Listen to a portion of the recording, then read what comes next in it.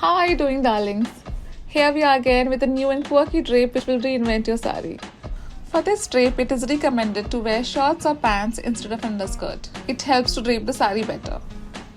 To start with, we will tie a small knot on the two edges with the width of the saree.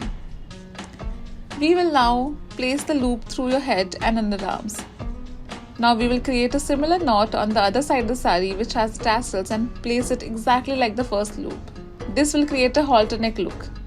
Now we will step in the front of the remaining drape and hold the saree in this manner and create small pleats on the left corner with half of the drape.